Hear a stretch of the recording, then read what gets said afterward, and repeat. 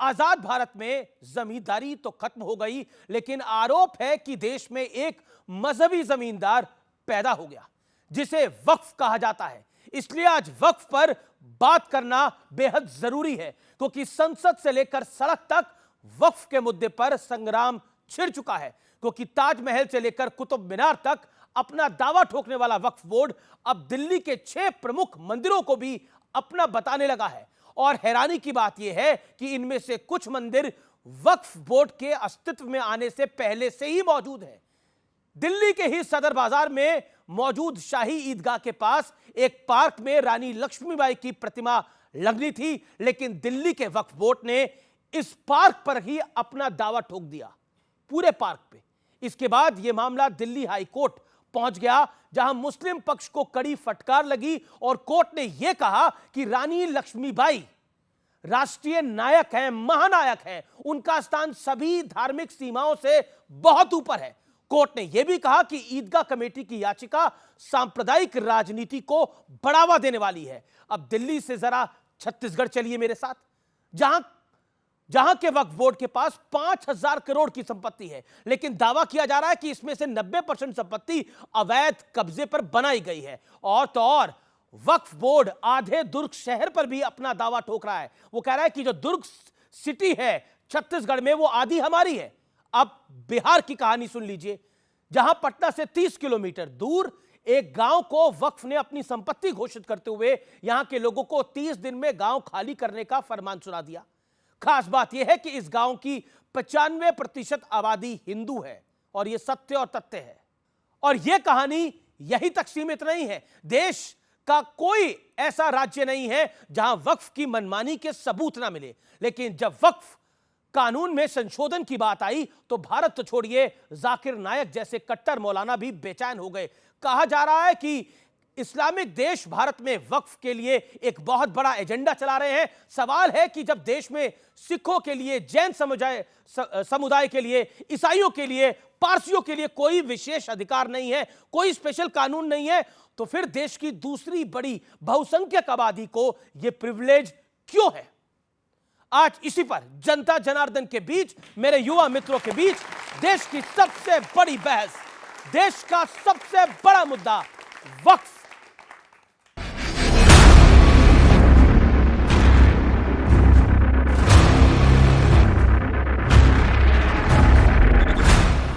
आज वक्फ पर बात करने का दिन है, क्योंकि देश की राजधानी दिल्ली में वक्फ रानी लक्ष्मीबाई की मूर्ति लगाने का विरोध कर रहा है। मामला शाही ईदगाह के बगल में मौजूद एमसीडी पार्क का है। वक्फ बोर्ड इस पार्क पर अपना मालिकाना हक जता रहा है और इसी मांग को लेकर दिल्ली हाईकोर्ट भी पहुंचा था, लेकिन वहां से उसे निराशा हाथ लगी। वक्फ बोर्ड जमीन हड़पो आंदोलन न करे, क्योंकि जब लोग गए थे बंटवारे के समय वो जमीन हिंदुओं का था, उसको वक्फ बोर्ड ने जबरदस्ती ले लिया और कांग्रेस ने उसे कानूनन इतना अधिकार दे दिया कि जो खाता न बही, जो वक्फ कहे वही सही। इस बीच वक्फ संशोधन बिल की ज्वाइंट पार्लियामेंट्री कमेटी को बीजेपी सांसद निशिकांत दुबे ने एक चिट्ठी लिखी है। इसमें जो दावे किए गए हैं वो काफी चौंकाने वाले हैं। निशिकांत दुबे की चिट्ठी में कहा गया है कि जेपीसी को अभी तक 1.25 करोड़ यानी 1.25 करोड़ चिट्ठियां मिल चुकी हैं। उन्होंने शक जताया है कि इतनी बड़ी तादाद में चिट्ठियों के पीछे विदेशी साजिश हो सकती है। निशिकांत दुबे के मुताबिक इन चिट्ठियों के पीछे आईएसआई, चीन, जमात इस्लामी, तालिबान या फिर जाकिर नाइक हो सकते हैं। जाकिर नाइक ने हाल ही में एक वीडियो जारी कर अपील की थी कि वक्फ बिल को खारिज कराने के लिए कम से कम 50 लाख मुसलमान आपत्ति दर्ज कराएं। अभी तो 10 साल तो बहुत जरूरी किया। अभी ये इलेक्शन के अंदर जरा उनकी पॉपुलैरिटी कम हो गई तो फिर से प्रधानमंत्री बन गए, लेकिन वो जो उनका रौब था, जो बढ़ते थे और लोगों ने खुदा मानने लगे, वो भी कम हो गया। हमारे सब्र का इम्तिहान लिया जा रहा है। अगर ये पैमाना छलक गया तो नताइज बहुत खराब हो सकते हैं, और उसके लिए जिम्मेदार हम नहीं है, क्योंकि हम बर्दाश्त कर रहे हैं, हम पर समझाए जा रहे हैं। नरेंद्र मोदी की सरकार है, वो वक्फ प्रॉपर्टीज को बचाने के लिए, वक्फ प्रॉपर्टीज को डेवलप करने के लिए, वक्फ प्रॉपर्टीज में एफिशिएंसी लाने के लिए ये बिल नहीं लाई है। ये बिल इसलिए लाया गया है ताकि हमेशा के लिए वक्फ बोर्ड को खत्म कर दिया जाए। ये इस्लाम के शजर को उखाड़ के फेंकने की साजिश है। जो हुकूमत का मंसूबा है उसको कामयाब नहीं होने देंगे। वक्फ बोर्ड तरमीमी बिल 2024। वक्फ बोर्ड के पास इस वक्त देश में तीसरी सबसे ज्यादा संपत्ति है और आए दिन वक्फ पर किसी न किसी पर अवैध कब्जे के आरोप लगते रहते हैं, जिसे किसी अदालत में चुनौती नहीं दी जा सकती। इसलिए सवाल है कि क्या अब वक्फ बोर्ड में बदलाव का वक्त आ गया है? आज इसी पर होगी देश की सबसे बड़ी बहस। तो आज इसी मुद्दे पर होगी देश की सबसे बड़ी चर्चा, और इस बड़ी चर्चा में, वक्फ के ऊपर इस व्यापक चर्चा में, इस व्यापक विमर्श में आपका अभिनंदन है। जोरदार तालियों से अभिनंदन करिए। मेरे मेहमानों का यहां पर आपका स्वागत है, मेरे युवा मित्रों का स्वागत है। बहस के मुद्दे क्या हैं? बहस के मुद्दे आपको मैं बता देता हूं। भारत जैसे सेकुलर देश में वक्फ बोर्ड की जरूरत क्या है, यह बहस का मुद्दा नंबर 1। मुसलमानों को वक्फ तो बाकी आबादी को यह विशेष अधिकार क्यों नहीं? सिखों को, जैनों को, पारसियों को, ईसाइयों को यह अधिकार क्यों नहीं? हिंदुओं को यह अधिकार क्यों नहीं? वोट बैंक के लिए वक्फ को असीमित अधिकारों का गिफ्ट दिया गया कांग्रेस की सरकार के अंदर और बाकी सरकारों के अंदर। यह एक मूल प्रश्न है। आज इस चर्चा का मैं आगाज करता हूं, परिचय करा देता हूं। मेरे साथ मेहमान कौन कौन जुड़ रहे हैं, जोरदार तालियों से अभिनंदन करिए। तस्लीम रहमानी का जाने माने मुस्लिम स्कॉलर हैं और एमपीसीआई के अध्यक्ष हैं, आपका अभिनंदन है। मेरे साथ राजकुमार भाटी हैं, समाजवादी पार्टी के नेता प्रवक्ता, उनका अभिनंदन है। शहजाद पूनावाला, भारतीय जनता पार्टी के नेता प्रवक्ता, अभिनंदन है उनका। मेरे साथ विष्णु शंकर जैन है, सुप्रीम कोर्ट के जाने माने वकील हैं और ये लड़ाई लड़ रहे हैं ज्ञानवापी की। मेरे साथ जुड़े हुए हैं मौलाना साजिद रशीदी, इस्लाम के जानकार हैं, उनका भी अभिनंदन है इस चर्चा के अंदर सबसे। और मेरे तमाम एक बार फिर युवा मित्रों का स्वागत है। इस चर्चा का मैं आगाज करता हूं। आप वकील हैं विष्णु शंकर जैन, तो शुरुआत आपसे करते हैं। यह वक्फ का कानून है क्या? अगर आपको 1 मिनट में मैं अपने व्यूअर्स को बोलूं समझाने के लिए तो। देखिए, इनिशियली अगर कोई वक्फ की बात करे तो जो इस्लामिक लॉ का हमने अध्ययन किया है, अगर कोई इस्लाम को मानने वाला है, मुस्लिम समाज से आने वाला व्यक्ति अपनी स्वयं जो उसने अपने जीवन काल में प्रॉपर्टी अर्जित की है, अगर वो उसको अल्लाह को डोनेट करता है, डेडिकेट करता है, तो उसे एक वैलिड वफ़ माना जाता है। और जो सबसे पहला वफ़ एक्ट आया था इस देश में 1913 में आया था, वफ़ एक्ट 1913, फिर 1923 में आया, फिर यूपी मुस्लिम वफ़ एक्ट आया 1936 में, फिर यहाँ से गड़बड़ी शुरू हुई है जब वफ़ एक्ट 1954 आया है, और अब आप उसका एक विशाल रूप देख रहे हैं। और दिक्कत क्या है, मैं आपको ये बता रहा हूँ। आपने वफ़ एक्ट 1995 में असीमित अधिकार दे दिए वक्फ बोर्ड को कि वो किसी भी संपत्ति को वक्फ संपत्ति घोषित कर सकता है अगर उसको ऐसा रीजन टू बिलीव है। और जो बात मैं बोल रहा हूं हू बहू ये शब्द सेक्शन 40 सब क्लॉज 1 और सेक्शन 40 सब क्लॉज 3 में लिखे हुए हैं। इसके खिलाफ हमारा विरोध है कि अगर आपकी अपनी संपत्ति को आपको वक्फ करना है तो आप करिए, पर मेरी संपत्ति को जो नॉन मुस्लिम्स हैं उनकी संपत्ति को आप वक्फ संपत्ति कैसे घोषित कर सकते हैं? और अमीश जी, अब ये सिर्फ और सिर्फ एक लॉ में प्रपोजिशन है, power corrupts and absolute power corrupts absolutely. अगर आप किसी को असीमित अधिकार देंगे तो उसका दुरुपयोग तो होना ही होना है। और उसके बहुत उदाहरण हमने देखे हैं। इलाहाबाद हाईकोर्ट की जमीन उसको आपने वक्फ संपत्ति घोषित कर दिया। इलाहाबाद हाईकोर्ट को सुप्रीम कोर्ट जाना पड़ा और अल्टीमेटली सुप्रीम कोर्ट ने ऑल्टरनेट लैंड देके उनको वहां से खाली कराया। तो पॉइंट ये है, अगर आपके वक्फ को कानून को शॉर्ट में समझना है तो कानून यही है कि आपको अपनी संपत्ति वक्फ संपत्ति घोषित करने का अधिकार है, किसी और की संपत्ति को आप वक्फ संपत्ति नहीं कर सकते। अच्छा, और ये जो पावर दी गई है, ये जो पावर दी गई है, इसके खिलाफ हमारा विरोध है। जी, मैं तस्लीम रहमानी आपके पास आता हूं और अगला 1 मिनट में आपको देखता हूं। देखिए, मुझे लगता है कि इस पर विमर्श होना चाहिए आज और बाकायदा तर्कों के साथ होना चाहिए। अगर यह अधिकार वक्फ के पास है, यह अधिकार मुस्लिम्स के पास है, तो यह अधिकार ईसाइयों और पारसियों के पास क्यों नहीं होना चाहिए कि वो भी ऐसा कर पाए? हिंदुओं के पास क्यों नहीं होना चाहिए कि वो भी ऐसा कर पाए? जैनों के पास क्यों नहीं होना चाहिए कि वो भी ऐसा कर पाए? पहली बात तो ये समझ लेनी चाहिए कि वक्फ की जो भी प्रॉपर्टीज़ हैं वो वक्फ बोर्ड की प्रॉपर्टीज़ नहीं हैं। और ये इस बात से साबित है कि वक्फ बोर्ड इन ज़मीनों को ना खरीद सकता है ना बेच सकता है, उसका कस्टोडियन होता है, मालिक नहीं होता। वक्फ के बारे में समझ लेनी चाहिए। दूसरी बात ये समझ लेनी चाहिए जो विष्णु ने भी कहा कि जो मुसलमान अपनी ख्वाहिश के मुताबिक अपनी मर्जी से अपनी कमाई हुई ज़मीन को अल्लाह के रास्ते में किसी खैर के काम में, अस्पताल के लिए, बेवा के लिए, यतीम के लिए देना चाहता है, वो उसे अल्लाह के लिए वक्फ करता है, किसी इंडिविजुअल को नहीं करता। तो वो वक्फ का अधिकार उसको है। अगर क्रिश्चियन ऐसा करना चाहते हैं और करते हैं, और ईसाई और सिख और हिंदू वो लोग ऑलरेडी करते हैं, तो वो भी करें। इसमें किसी को क्या दिक्कत है? सवाल और मसला यहाँ वो नहीं है जो आप उठा रहे हैं। मसला ये है कि हुकूमत इस बिल के जरिए उस इख्तियार को छीनना चाहती है और उस कस्टडी को छीनना चाहती है जो मैनेजमेंट की कस्टडी अच्छा, है। एक हार्ड फैक्ट ये है कि इस देश में आर्मी और रेलवे के बाद किसी के पास अपनी जमीन है तो वो वक्फ है। अब आप एक गलत नोशन नहीं है, ये सही नोशन है। नहीं, ये जो आप बात कह रहे हैं आंध्र प्रदेश हाई कोर्ट का जजमेंट, नहीं, ये सही नोशन है, ये सही नोशन है कि रेलवे और आर्मी के बाद अगर किसी के पास अपनी लैंड है तो वक्फ के बाद। अब एक बात बताइए, देखिए अब आप नॉन स्टॉप नहीं बोल सके। मैंने आपको अधिकार दिया बोलने का, नहीं, यहां पर अधिकार है बोलने का, लेकिन असीमित अधिकार नहीं है। सर ये असीमित अधिकार नहीं है आपके पास। यहां पर चर्चा में आप ही नहीं बोलते रहेंगे, राजकुमार भाटी भी है, शहजाद पूनावाला भी है। असीमित अधिकार तो नहीं है ना भाई किसी के पास। एक सेकंड, इनका भी अधिकार है बोलने का। कितने लोग बोलना चाहते हैं यहां पर? ये भी देश के अवाम है, इनको भी अधिकार है बोलने का, ये भी अपनी बात को रखेंगे। आज आप सब मेहमान है मेरे, आप इस चर्चा में बोलेंगे और मैं ये वादा करता हूं ये लोग बोलेंगे। सुनिए अब मैं आता हूं शहजाद पूनावाला, आपकी बात तो कह रहे हैं असीमित अधिकार तो है नहीं, और जाकिर नायक कह रहा है कि देखिए अब मोदी पहले से कमजोर हो गए हैं। और देखिए फॉरेन इंटरफेरेंस है या नहीं है, लेकिन विदेशों से बयान आ रहे हैं। जाकिर नायक कह रहा है कि मोदी पहले से कमजोर है, अगर मुसलमान कूच करेगा तो झुकना पड़ जाएगा। मेरा प्रश्न सीधा यह है, सीधा मेरा प्रश्न यह है कि पटना से 30 किलोमीटर दूर एक गांव, पूरे का पूरा गांव वक्फ का हो गया और नोटिस दे दिया गया कि गांव खाली कर दीजिए। वहां पे 95% आबादी हिंदुओं की है। शहजाद पूनावाला आप भी मुसलमान हैं, जवाब दीजिए इस बात का। नहीं, केवल पटना के गांव की नहीं, इन्होंने तो ताजमहल भी क्लेम कर लिया।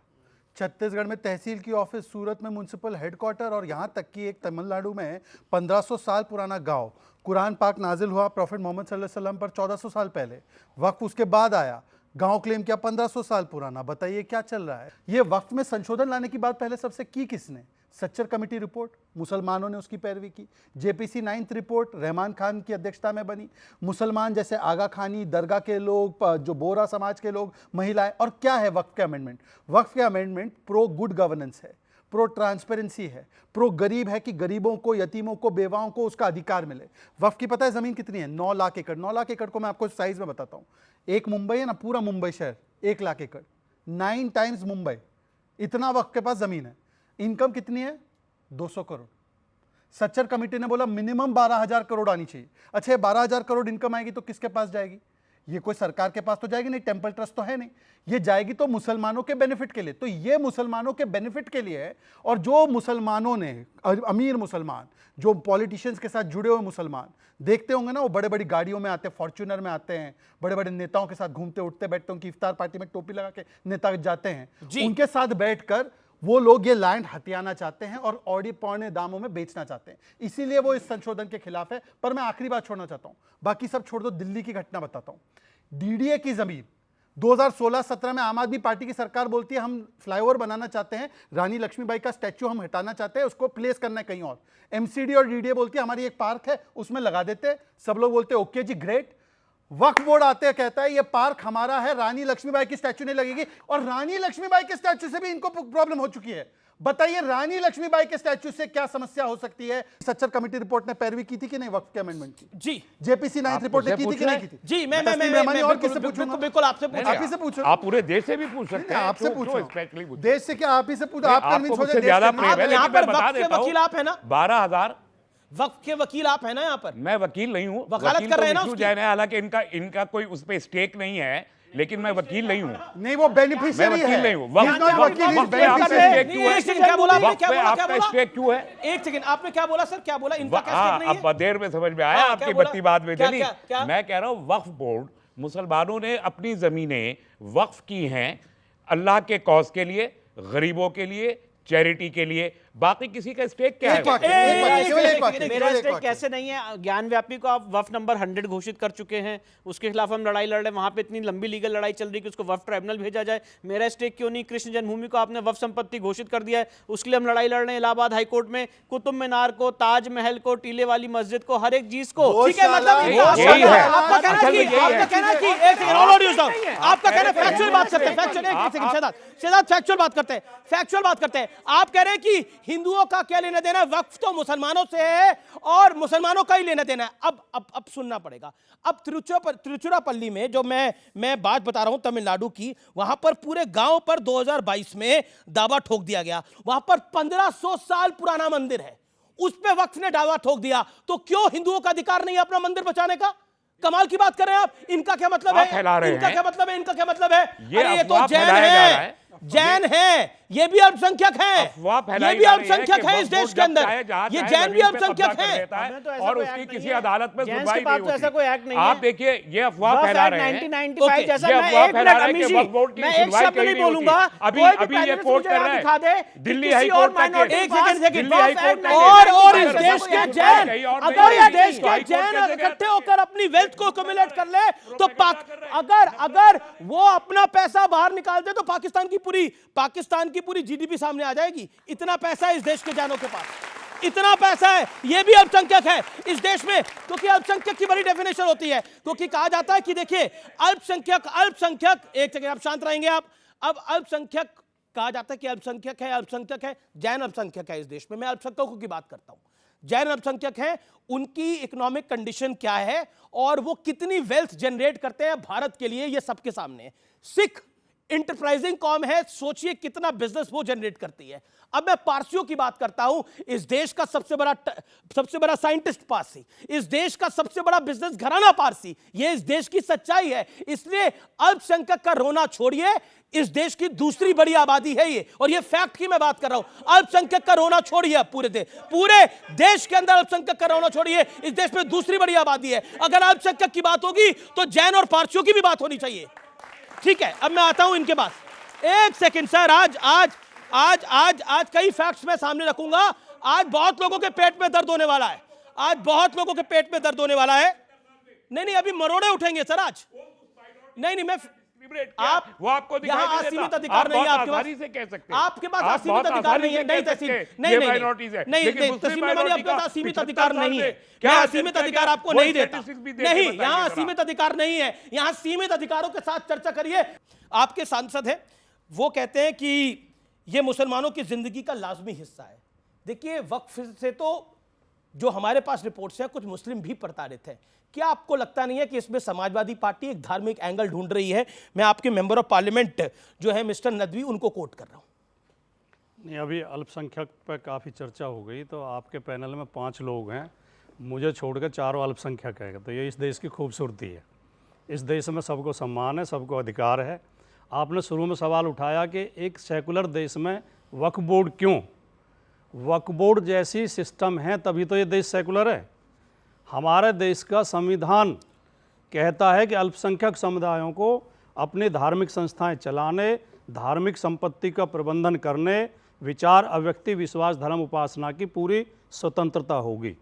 अगर हम उसे घुमा फिरा के कैसे भी सीमित करते हैं या उस पर सवाल उठाते हैं तो हम देश के सेकुलर ढांचे पर सवाल उठाते हैं, हम देश के संविधान पर सवाल उठाते हैं।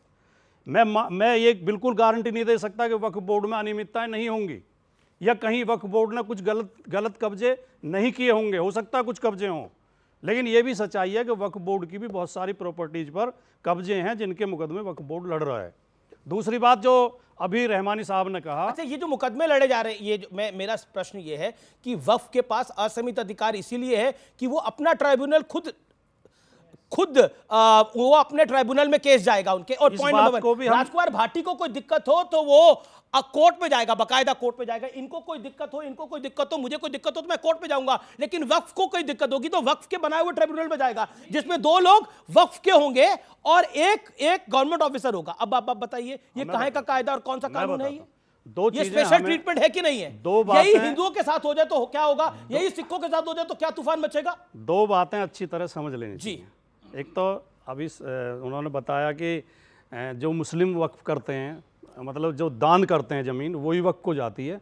एक बात वो बताना भूल गए, मैं स्पष्ट कर देता हूँ कि वक्फ करने से पहले उस ज़मीन की पूरी ये गारंटी देनी पड़ती है, उसके कागज़ देने पड़ते हैं कि इस पर कोई विवाद नहीं है और इस पर किसी और का दावा नहीं है।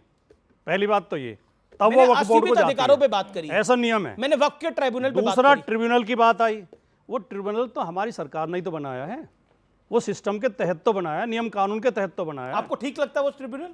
नहीं, अगर कोई कमी है तो उसमें दूर की जा सकती है। नहीं, क्या लेकिन हम हर चीज पे तीसरी बात, ये बार बार झूठ बोला जाता है। मैंने कमी की बात करी। आपको अगर कोई मसला होगा तो आपको कोर्ट जाना पड़ेगा, लेकिन वक्फ का कोई मसला होगा तो उसको वक्फ के ट्राइब्यूनल में जाना पड़ेगा। अब बताइए।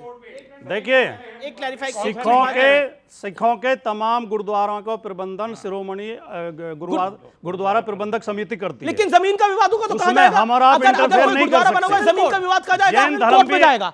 जैन उनका धर्म के ट्रिब्यूनल लोग नहीं अमीश जी, है। एक बात हिंदुओं के मंदिर का विवाद होगा तो उनका कोई मंदिर ट्रिब्यूनल नहीं है। अमीश जी, एक जैन बात धर्म के लोग भी अपनी संस्थाएं चलाते हैं। मैं एक दो क्लैरिफिकेशन, अगर आप ये कहना चाहते हैं, अगर सरकार हमारी ये सोचती है, या ओके, आप ये ओके। कहना चाहते हैं, मैं आखिरी बात बोल रहा हूं कि धार्मिक संस्थाओं में, धार्मिक संपत्ति में कहीं कोई अनियमितताएं हैं, उन पर गलत कब्जे हैं, तो एक कॉमन कानून लेकर आइए कि देश की कानून तो शहजाद देश की सभी धार्मिक शहजाद अमीश जी, मैं जो कह रहा हूं उस पर आप ध्यान दीजिए। मैं आ रहा हूं। देश की तमाम धार्मिक बता रहा हूं। संस्थाओं की संपत्ति वो सरकार की होगी। ओके, शहजाद, आप देखिए कितना दर्द होता है लोगों के पेट में। शहजाद, यहाँ पर 1 वर्सेस 4 या 1 और 4 नहीं है, यहाँ पर सब पांचों के पांचों भारतीय है, और यही सोच हम सब लोगों की होनी चाहिए। ये सोच का अंतर करना, इसीलिए इनका तो पूरा नारा था संविधान बचाओ।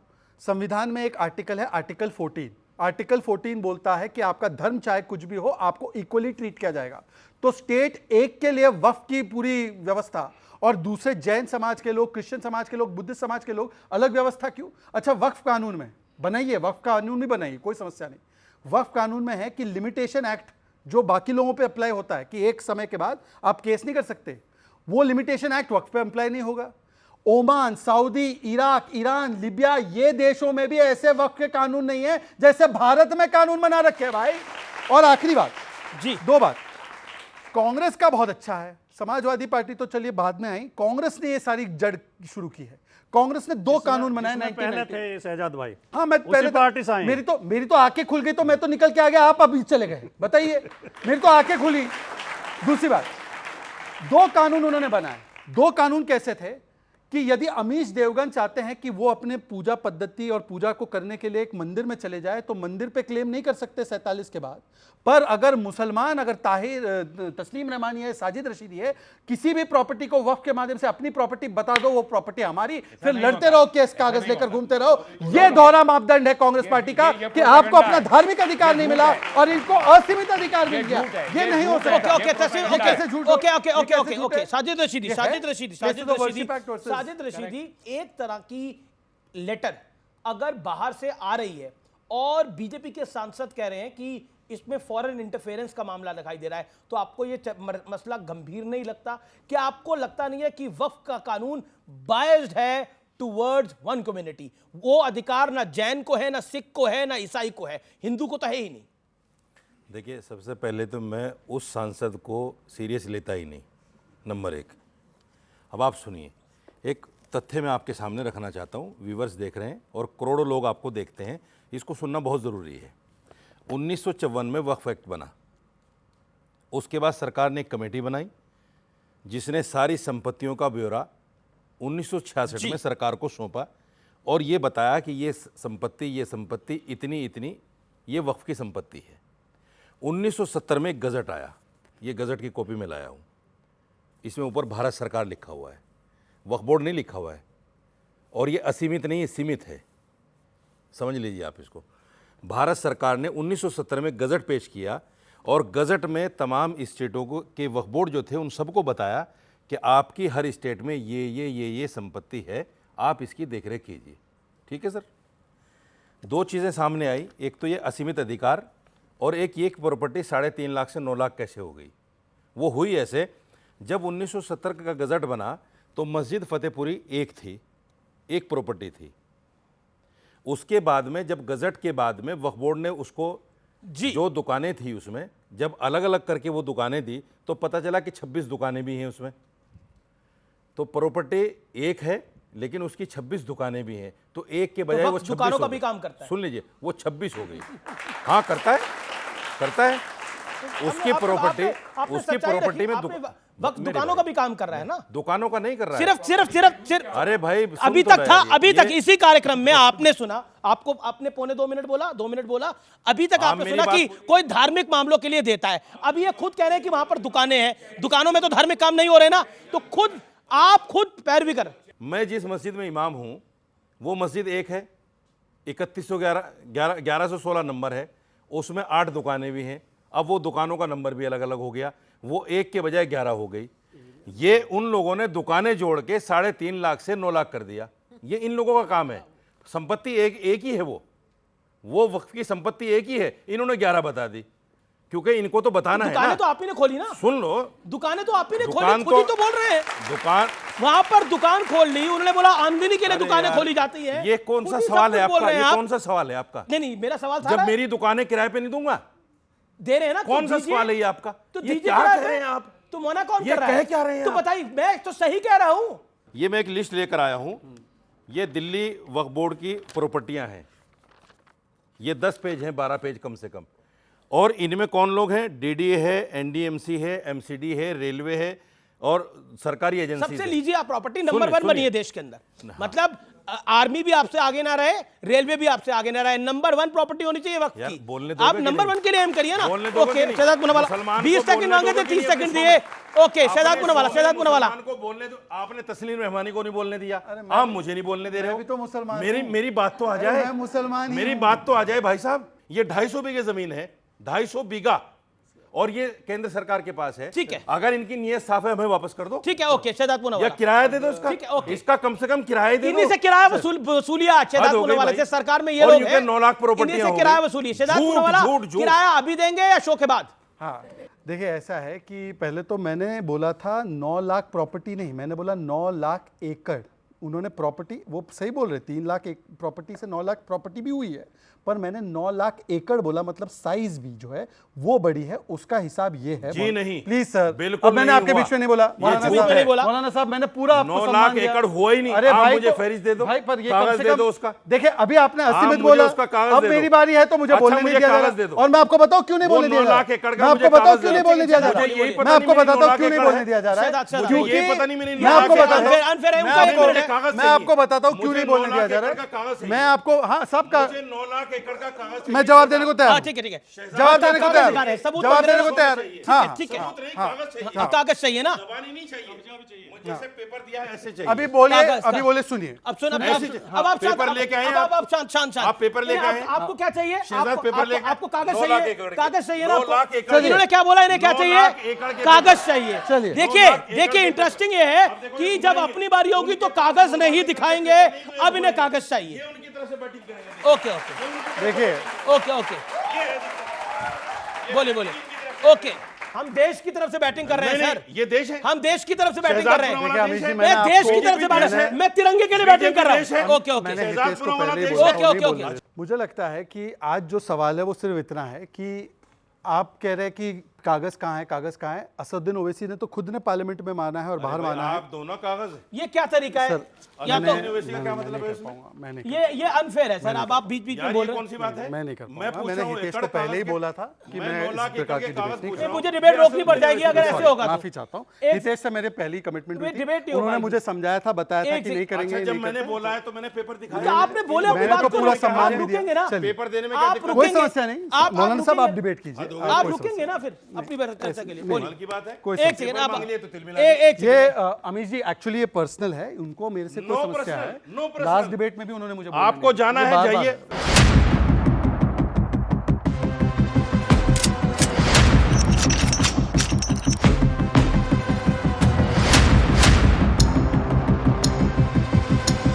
वक्फ मैनेजमेंट सिस्टम ऑफ इंडिया है, ये मिनिस्ट्री ऑफ माइनॉरिटी अफेयर्स की वेबसाइट है। जितनी वक्फ प्रॉपर्टी आज तक दर्ज हुई है सबका गजट नोटिफिकेशन है और सारी प्रॉपर्टी वहां पे दर्ज है। इनको कागज चाहिए वहां से ले सकते हैं। Point number 1। पॉइंट नंबर 2 सुन लीजिए, एक मिनट सर, सुन लीजिए। आंध्र प्रदेश हाईकोर्ट का जजमेंट भी, अमीश जी मैं इनसे डायरेक्ट बात नहीं करता हूं, आपको भेज दूंगा, आप इनको व्हाट्सएप कर दीजिएगा। उसमें उन्होंने लिखा हुआ है, आंध्र प्रदेश हाईकोर्ट ने, हमारे आपके आंकड़े नहीं है, मैं बहुत रिस्पॉन्सिबली बात कह रहा हूं, जो आपने बात बोली डिफेंस और रेलवे के बाद, Waqf is the third highest land owner in the country, ये आप और मैं नहीं बोल रहे हैं, ये आंध्र प्रदेश हाईकोर्ट ने 2008 में बोला था, और वो जजमेंट भी आपको दे दूंगा, सर को भेज दीजिएगा। ठीक है सर, मेरा क्वेश्चन ये है, जैसे कि हमारा ये इंडिया सेकुलर है, ठीक है, अभी आपने उनसे बोला कि हमें कागज़ दिखाइए, तो जैसे बाकी सभी धर्म के जो ज़मीन है उन पर सरकार का नियंत्रण है, तो इस पर क्यों नहीं होना चाहिए? आप लोग इसमें डर क्यों रहे? अगर आप सही हैं तो आप इसके सपोर्ट में खड़े हुए ना, आप इसके खिलाफ क्यों हैं? मेरा क्वेश्चन यही है।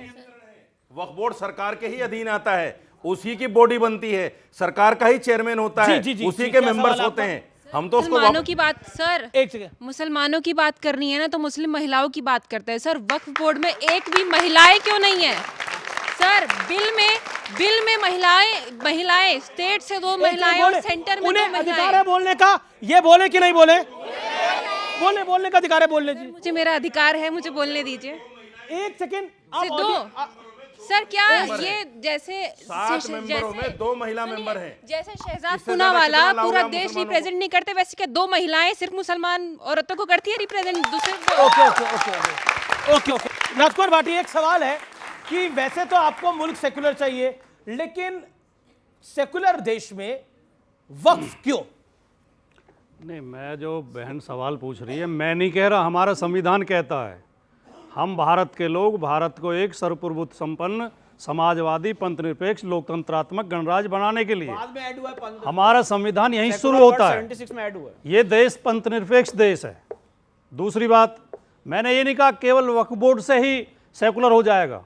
सभी अल्पसंख्यक धर्मों को, मैंने बोला था, सभी अल्पसंख्यकों को अपने धार्मिक संस्थाओं का प्रबंधन करने, अपनी संपत्ति की देखभाल करने का अधिकार है। मेरा प्रश्न है कि सेकुलर देश में वक्फ क्यों? लेकिन इस चर्चा में मैं आपका जवाब दे रहा हूं। एक चर्चा में भाई शहजाद पूनावाला ने एक बहुत अच्छी बात कही है, वो गुम गई, उसमें सुनी नहीं ठीक से। उन्होंने कहा 15 अस्पतालों के नाम बता दो। मैं इस बात का समर्थन करता हूं। हमारी धार्मिक संस्थाओं को, चाहे किसी भी धर्म की हो, बच्चों के लिए स्कूल खोलने चाहिए, अस्पताल खोलनी चाहिए, जनता की सेवा के लिए काम करना चाहिए। इस मामले में किसी को बुरा लगे, लेकिन सच्चाई ये है हमारे सिख भाई और ईसाई इस मामले में हमसे बहुत आगे हैं, हिंदुओं से भी और मुसलमानों से भी। वो ऐसी संस्थाएं चलाते हैं जिनमें फ्री इलाज करते हैं और फ्री बच्चों को शिक्षा देते हैं, हॉस्टल में रखते हैं। ना तो हमारे हिंदुओं की ऐसी संस्थाएं दिखाई देती हैं, ना मुस्लिम समाज के कुछ मदरसे हैं, लेकिन अच्छी इस स्टैंडर्ड की संस्थाएं खुलनी चाहिए ज्यादा से ज्यादा। इनको हिंदुओं में ऐसी चीज नहीं हमारे नहीं आप बहुत ही जल्दी कर रहे हो यार। आपका नंबर आएगा और आपको तो हमेशा ही ज्यादा समय देते हैं अमीश जी, आप क्यों चिंता कर रहे हो?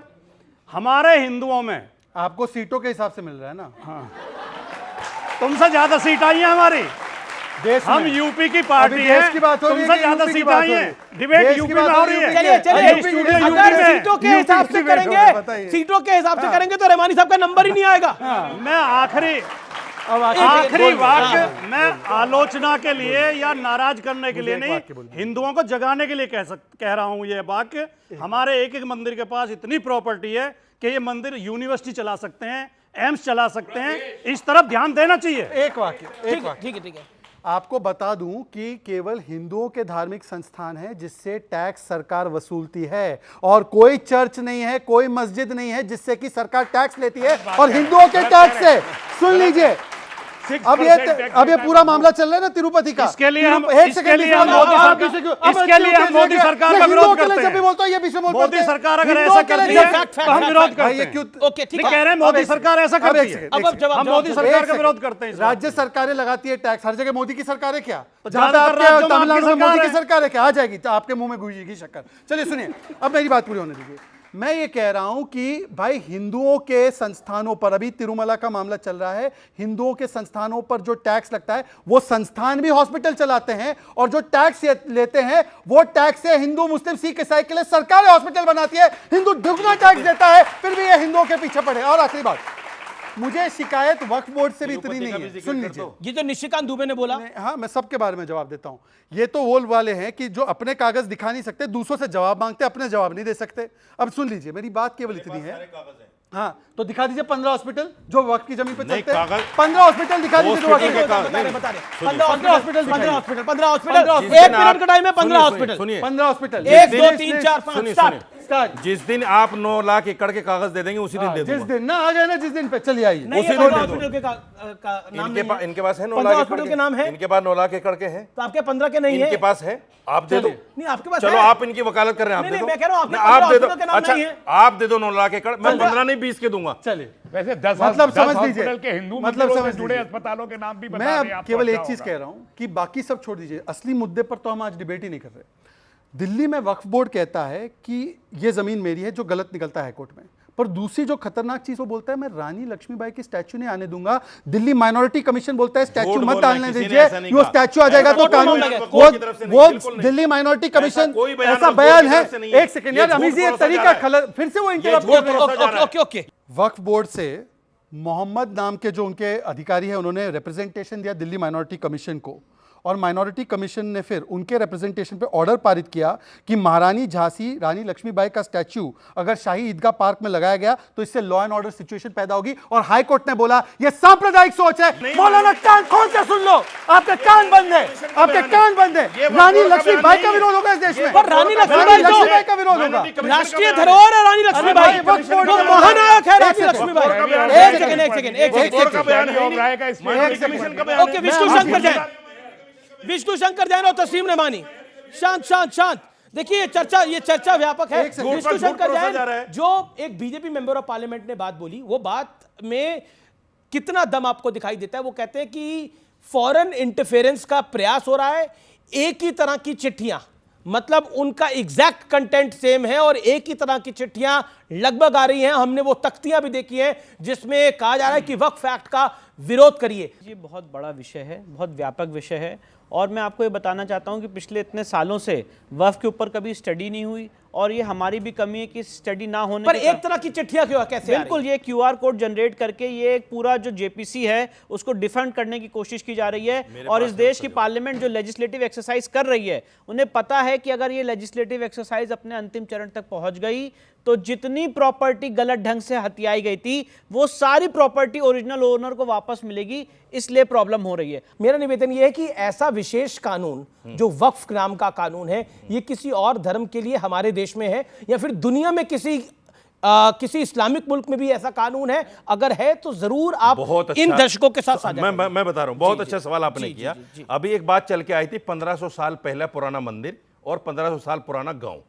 अब मुझसे सुनिए, शहजाद ने एक बात जिक्र की, मैं अप्रिशिएट करता हूं उस बात को। मोहम्मद सल्लल्लाहु अलैहि वसल्लम जो है वो 1400 साल पहले आए करीब, और ये वक्फ का जो मामला है ये उसके बाद शुरू हुआ, उसके पहले नहीं था।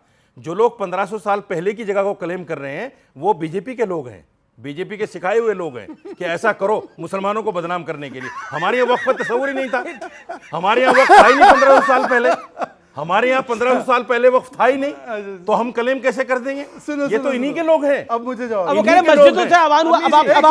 अब आपको बकायदा 3 मिनट पहले बोलने के लिए, ओके अब आपका 1 मिनट है। अब बीजेपी के मुसलमान जवाब दें। हाँ नहीं, बीजेपी के तो भारतीय है, आपके केवल मुसलमान ही बच गए। सुनिए, ऐसा है कि इन्होंने बोला कि ये 1500 साल पुराना वाला जो किस्सा है, 1500 साल पुराना वाला जो किस्सा है, ये तो भाजपा के लोगों ने करवाया।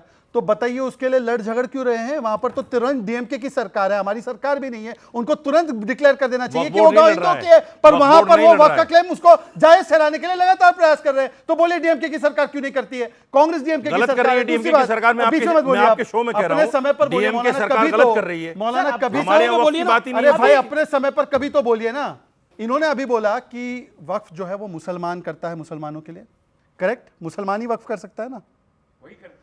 पुराने कानून में वक्फ मुसलमान के अलावा नॉन मुस्लिम भी कर सकता था और उसकी प्रॉपर्टी लेते थे। अब बताइए वो इस्लामिक था गैर इस्लामिक था? इस्लामिक था गैर इस्लामिक था? एक नया अब नॉन मुस्लिम भी वक्फ कर सकता है, बताइए। लेकिन ये तरीका है। अप्रिशिएट नहीं कैसी बातें कर रहे हो आप? कोई अगर तो कानून चेंज होना चाहिए, कागज अमीर से कागज आ गए, आप उनको 40 से कागज आ गए, कागज आ गए, जो मौलाना साहब कागज आ गए, कागज आ गए, मौलाना साहब कागज आ गए, कागज आ गए, कागज आ गए। कागज आ गया। कागज दे दीजिए। एक सेकंड, कौन से हिंदू ने वक्त किया है और हमने लिया है, इसके भी कागज दे ये तरीका नहीं, नहीं, नहीं, देखो, बिल्कुल गलत। आप उधर रहिए, अपनी जगह पे जाइए। कौन से हिंदू ने वक्त किया है और उसके पेपर कहाँ है वो मुझे दे दीजिए। ठीक है, आपसे पेपर मांगे। अमीर जी, अच्छा, मुझे मेरे भाई से इनके पास नहीं है। मेरे भाई से पूछा था कि भैया कागज दिखा दीजिए। कोई से पेपर नहीं है इनके पास। जस्टिस गुलाम मोहम्मद का जजमेंट है, मैंने आपको व्हाट्सएप कर दिया। सामने रखिए कागज। हाँ, ये कागज है भैया, जस्टिस गुलाम मोहम्मद का जजमेंट है, मैंने आपको व्हाट्सएप कर दिया, आप इनको भेज दीजिएगा। जी। अब पैराग्राफ 30। अरे मुझे पोस्टमैन क्यों बना रहे हैं आप सब लोग? बात नहीं कर। जी जी जी, वो पता नहीं क्या क्या बोल देंगे इसलिए। पैराग्राफ 30 पढ़ के सुना दे रहा हूं और सुन लीजिए। The institution of Waqf in India is about 1000 years old. Huge extents of land have been dedicated as waqf by Muslim rulers and the ruled alike for religious and charitable purpose. The approximate number of registered waqf properties in India is stated to be 3 lakhs and account for 4 lakh acres of land throughout the country, and this makes waqf the third largest landowner after the railway and defense. The administration of waqf has been subject. Andhra Pradesh high court. Andhra Pradesh high court, justice Ghulam Mohammad 2008 2008 2008 का है। आज पता नहीं number दिया होगा। अब कागज आ गया और सुनिए, अब एक सेकंड, अब एक सेकंड। वक्फ जैसा बोर्ड क्या बाकी धर्मों को भी मिलना चाहिए? फिर मैं एक लॉयर हूं और लॉयर के नाते मेरी ड्यूटी होती है कि संविधान को मैं प्रोटेक्ट करूं। तो अगर कोई गलत चीज हुई है, two wrongs don't make a right, मैं सारे समाज की तरफ से और वकील होने के नाते ये मैसेज देना चाहता हूं आज इस डिबेट से कि हम ये नहीं कह रहे हैं कि अगर इसको गलत मिला है तो हमें भी गलत अधिकार दे दो। हम ये कह रहे हैं ये गलत अधिकार खत्म करो। आर्टिकल 14 अगर सबको इक्वालिटी का अधिकार देता है तो वो इक्वालिटी का अधिकार सबके लिए रहे। तस्लीम जी के साथ हम लोग तो लंबे अरसे से डिबेट कर रहे हैं। मुझे लगा 2 साल पुरानी डिबेट है, ये सीए आएगा तो हमारी नागरिकता छीन जाएगी। कितनी नागरिकता छीनी सीए से? मुझे बताइए, नागरिकता से कितनी छीनी बताइए सीए से? एक नागरिकता नहीं छीनी और अब बोले वक्त आ जाएगा तो जमीनें छीन जाएगी। कि भाई सीए के बदले वक्त, सीए के बदले वक्त बहाना है और कुछ नहीं, और कुछ नहीं है। और उसने मिसगाइड किया दिल्ली हाई कोर्ट को। मिस्टर रहमानी, एक सेकंड, आपने बोला, आपने अनर्गल बात बोली। एक इस्लामिक मुल्क बताइए जहां पर वक्त जैसा कानून है, एक इस्लामिक मुल्क बताइए, नाम लीजिए, नाम लीजिए, आप नाम लीजिए। दुनिया में वक्त मैं पूरी दुनिया के कौन नाम बताइए? मैं पूरी दुनिया नहीं, नाम बताइए। सऊदी अरब, इस्लामिक मुल्क बोलिए आप। सऊदी अरब में क्या हजरत उस्मान की तरफ बताइए, 57 इस्लामिक मुल्कों में बता दीजिए। सऊदी अरब में जो कानून है उसका नाम क्या बताइए? अरे वक्फ कानून है। इस्लामिक देश कर नहीं रहे हैं, हिंदुस्तान में चाहते हैं। आप मजाक उड़ाइए, ये कैरेक्टर है बीजेपी। देखिए मैं आपको बताता हूं, सवाल किया था, मैं आपको बताता हूं समस्या क्या है। मैं आपको बताता हूं आज भी कर रहे हैं। अमीर जी मैं आपको बताता हूं समस्या क्या है। अमीर जी मैं आपको बताता हूं समस्या क्या है। फॉरेन इंटरफेयर का। अमीर जी मैं आपको बताता हूं एक वाक्य में समस्या क्या है। इतने समय तक कुछ अमीर मुसलमानों ने कब्जा किया था वक्त पे। अब पसमानदा समाज को क्योंकि अधिकार मिल रहा है तो ये 80% पसमानदा के खिलाफ है। ये पसमानदा समाज के खिलाफ है, इसीलिए ये चाहते नहीं है और ये दोनों लोग मिलकर पसमानदा समाज का विरोध कर रहे हैं। 345 प्रॉपर्टी पे सरकारों का कब्जा है। ये किराए दे दो कम से कम। अच्छा, आप बकाया पूरा कीजिए फिर किराया मिलेगा। आप पहले बकाया पूरा कीजिए। आपने बकाया हो गया तो ये देखिए, आप देखिए दोनों नॉन स्टॉप बोल रहे हैं। राजकुमार भाटी झूठ बोला जा रहा है। कह रहे हैं इन प्रॉपर्टियों पर बकाया है। कोई फर्जी भाटी फोटो जी, निकाल रहे हैं, वो दिखाएंगे अभी। भाटी जी, हाँ भाटी जी, दिखाओ। भाटी जी मैं तो कह रहा हूं कि चलिए हिंदू मुस्लिम छोड़ते, एक बार वकालत कीजिए यूनिफॉर्म सिविल कोड की। वो भी हिंदू मुस्लिम है। अरे यूनिफॉर्म सिविल कोड भी हिंदू मुस्लिम है। हाँ मैं बताता हूँ, सिविल कोड भी हिंदू मुस्लिम है। पूछेगा तो मैं बता दूंगा। जो डाला हिंदू मुस्लिम का बता दूं। एक सेकंड मोदी जी का एक बयान तो सुना होगा भाटी जी ने बहुत बड़ी बात की है कि एक सेकंड भाटी जी और मेरे बीच में चर्चा चल रही है। भाटी जी अपने आप बोल नहीं सकते क्या? मौलाना को बचाना पड़ रहा है भाटी को? मौलाना बचा रहे, ये दिन आ गया क्या आपके? भाटी जी जब मुझसे बोलने के लिए कहा जाएगा मैं तब बोलूंगा। ऐसा है अमीर जी अभी इन्होंने कहा यूसीसी, देखिए कैसे ये डिस्टर्ब करते हैं हर डिबेट में, केवल शहजाद पूनावाला क्योंकि मैं पसमानदा हूं। ऐसे सुन लीजिए, इन्होंने कहा कि यूसीसी जो है कम्युनल है, तो एक बार बोल दो नेहरू जी ने और अंबेडकर जी ने डाला था यूसीसी को संविधान में, कम्युनल है। कहां डाला था? संविधान में। नेहरू जी ने लिखा संविधान। अरे संविधान सभा में कौन थे? अबे कौन से क्या बोलने जा रहे हैं? नेहरू जी डाल दिया, अंबेडकर जी ने संविधान सभा में कौन लिखा? तो फिर पूरी संविधान सभा ने लिखा था, पूरे 296 मेंबर थे। तो वो सांप्रदायिक थे, वो सांप्रदायिक थे, देश को गुमराह, सांप्रदायिक थे क्या?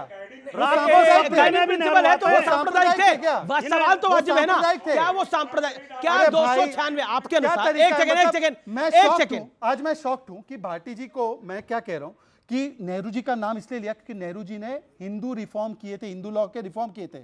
मुस्लिम लॉ की बात आई तो भाग गए, तो नेहरू जी ने यूसीसी डाला, तो नेहरू जी सांप्रदायिक थे क्या? अब बोलिए, फिर कह रहे हो नेहरू जी ने अरे नेहरू जी ने आप वकालत की, बताइए ना, सभा ने डाला था। नहीं यूनिफॉर्म सिविल कोड की उसकी वकालत तो वकालत अम्बेडकर डाला साहब था। ने भी करी ना, अम्बेडकर साहब ने भी करी ना, क्या वो सांप्रदायिक थे? जवाब दीजिए। ये यूनिफॉर्म सिविल कोड का मसला केवल इसलिए उठाते हैं कि ये जो इस देश में अल्पसंख्यकों को अधिकार मिले हुए हैं उन्हें छीनना चाहते हैं, जिसमें जैन भी आते हैं, सिख भी आते हैं। विष्णु जी नहीं, हम चलते हैं और क्या।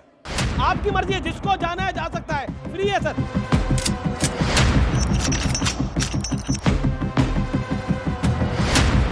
मैं एक बात होगा, बता होगा। लास्ट एक बात बता दूं, तस्लीम रहमानी जी चले गए, ये जब चुनाव लड़े थे इनको इनकी मस्जिद के भी वोट नहीं मिले, तो ये अपने आप को सबसे बड़े मुसलमान और खैर खां बता रहे हैं ना। इनसे ज्यादा मुसलमान का प्रतिनिधित्व तो भाटी जी करते हैं, तो भाटी जी है तो मुसलमानों का प्रतिनिधित्व, हिंदुओं का प्रतिनिधित्व आप कर रहे हो, अच्छा, हिंदुओं का भी है, मुसलमान का हम कर रहे हैं, नहीं इसमें पर क्या हिंदुओं गलत का है? भी है। लेकिन तो देखिए नहीं, यहाँ हिंदुओं पे का बोला गया, यहाँ पे प्रतिनिधित्व बोला है। गया कि इस्लामिक देश, मैं एक फैक्ट पढ़ रहा हूं कि विश्व में कुल 57 इस्लामिक राष्ट्र है, जिसमें वक्फ बोर्ड के पास करीब करीब 9.4 लाख एकड़ जमीन है, और उसमें भारत एकमात्र देश है, जबकि भारत एक गैर इस्लामिक और धर्मनिरपेक्ष राष्ट्र है।